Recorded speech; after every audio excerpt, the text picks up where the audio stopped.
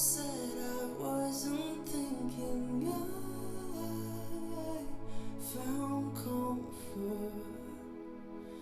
I fell in love with avoiding problems.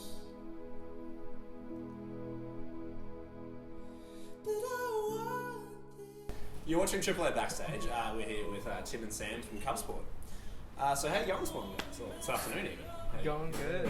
Yeah. So this morning we heard a really cool Leica version from you guys of Kanye West's Ultra Lap Beam. One of our writers called it, said that it would leave you calmed and a little breathless. What led you to channel your inner Yeezy? Well, he's one of our favourite artists, and that's probably my favourite song off The Life of Pablo.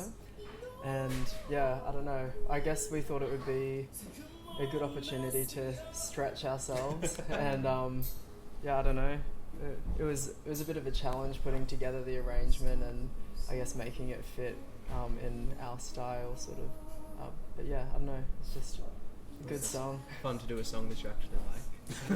Well, you pulled it off. It was awesome, and you came back for some pretty substantial tours in the UK and the US a little earlier this year. What was the overseas touring experience like? It was awesome. We were gone for maybe 7.5 weeks in the UK, Europe, America, and Canada. Oh, wow. And the America part was the biggest portion. We flew into New York and we actually drove across the country, right down to San Diego and up to Vancouver. So it was big. Yeah. Lots of trying. Was there anything that you needed in the car to you need that for touring? Almonds. Almonds? Yeah, there you go. Apparently a lot of almonds. Fair enough. So when you got back from overseas, you didn't get much of a break either. You're hitting the road with the 1975. What was it like? What did you take away from playing alongside a massive band and a big personality like Matt Healy? We took away a whole lot of teen girl fans. And yeah, I don't know, I think it was really good to play a show of that scale. I guess, yeah, because that also stretched us a lot. We're used to playing on much smaller stages, and I think when you're playing on, it's like one of those massive arena shows, you kind of have to up your game a bit to not sort of just be lost in how big it all is. But yeah, The crowds helped though; they were all angels. Yeah, yeah, it was incredible. Really sweet.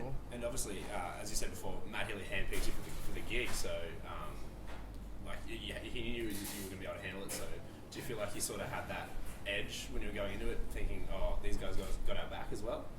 We only found that out after. Yeah. Because we asked the tour manager if we could get a photo with them, and he was like, "Yeah, I'm sure that'd be fine. Like, Maddie picked you for these shows." We were like, I thought someone had paid them a lot of money or something. Fair enough. And then sort of on the other end of the spectrum almost, you supported Monsters and Men earlier in the year as well. Why do you think that your music has that kind of crossover appeal where you can be just as at home with of Monsters and Men, like an Icelandic indie rock band in 1975? I don't know. So Tim writes the music, maybe he should answer. I don't know, I guess it doesn't really have a particularly specific boundary, our sound. Not the new stuff anyway. Yeah. I don't know. Genreless. Just all encompassing. Everyone loves it. So if we can throw back to just a couple of months ago when you guys dropped the video for Come On Mess Me Up, it has such a cool and simple visual effect. How did you get that idea for the clip? It's like such a cool little just effect, I guess. We did it with Joe Aegis from The Creases. Oh yeah. And I knew that I wanted the video to be like a one-shot thing, like performing to camera, because I don't know, I feel like there's a certain intensity that comes with that sort of video. We were watching Nothing Compares to You by Sinead O'Connor, and I kind of wanted it to be like in a similar vein to that. And then Joe had the idea of using like the blue paint to create like a green screen on me, and then just like lay it up the take with like a slight delay so that it was kind of moving like just behind in those areas that had the paint. So that was Joe's idea. I don't know how he comes up with that stuff, but pretty stoked with how it came together. It was one of the easiest clips I've ever done. It was just like at our house. we put a sheet up on the wall, and I was just sitting on a stool in my underwear, like putting paint on myself. For something so simple, it's really, really effective. But you also did have to change your name previously from Cub Scout after some legal stuff. Firstly, do you still get some fans that occasionally call you by the old name or refer to you in the old name? Yeah, I feel like that might never change. So I feel like we've only like started to shake that really in the last few months. Everyone's always gotten our name wrong. Like it's always Club Scouts or Club Sports. Anyway, yeah, I know there are some people who still like comment on stuff like "You'll always be Cub Scouts to me." Like, thank Hipsters you. that were there at the start. Yeah. And secondly, do you feel like they're two distinct areas in the band's sort of musical identity, or does it all just kind of flow together? I think it is pretty different. Yeah. I think we did a lot of growing up between the Cub Scouts era and the Cub Sport era. Yeah, I don't know. I feel like it's a pretty different thing now. Yeah, fair enough. And so, what can fans expect from your upcoming Australian tour?